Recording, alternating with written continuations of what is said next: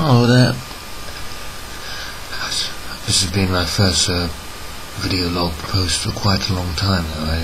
I've had a bit of a cold, hence the no imagery. Also, I wanted to talk about something which is part of my work at the moment. I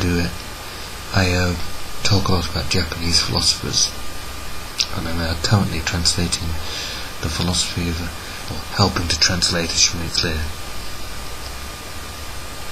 helping to translate the work of this man, Nishitani Keiji, who was of the Kyoto School of Philosophy. And this is an interesting philosophical school of the late 1800s to present day. There's still exponents of the philosophy. The father of this philosophy is seen as Nishida Kotaro, who was born on June 17th, 1870, and died June 7th, 1945. And his most famous work, probably still Zen-ryo Kinkyo, an inquiry into the good, which is, see the picture of him and his book on the screen now. It's very difficult to describe it as a work, because in a good sense, because it was influenced by both Western and Eastern philosophy. It's kind of a fusion. If you imagined that Hegel read Buddhism instead of Christianity, that's kind of what you imagine. For example, is one of the most important ideas in it is that of absolute contradictory self-identity.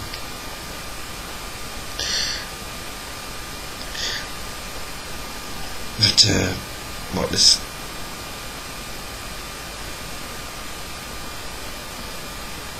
does, it challenges the notion, Hegel, that of master and slave, that of two opposing forces would ultimately come to a synthesis. This is what happens in Hegel. Whereas for Nishida Kotaro, the tension is maintained, but not in a negative sense. It's not that we have to fight, but that we return to our places, as it were. And it's a very interesting idea. He was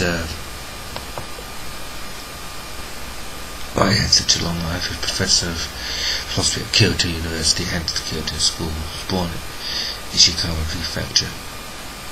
I went to a town where he was born.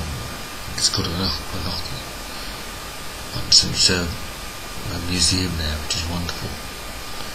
And I recommend you all see it. A second person when I talk about this, a favourite of mine, is Miki Kiyoshi, who was born 1897, January 5th, and died 1945, September 26th.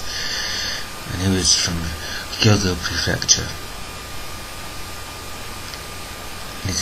He studied under Nishida Kotaro and Tanami Hatime at Kyoto University. He went on to Europe in the 20s to study under Martin Heidegger.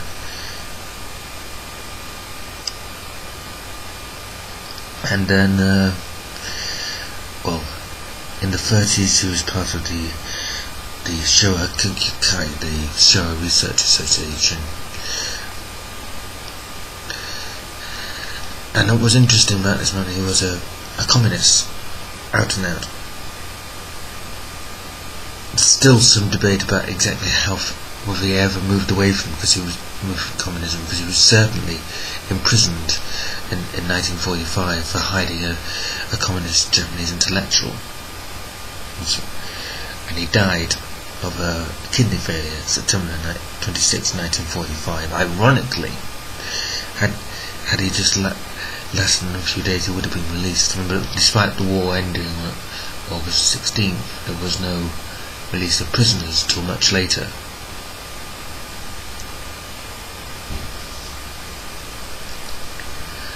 I could go on all day talking about this, but I think I'll just leave it there and just press stop, because uploading can only take so much. Cheers.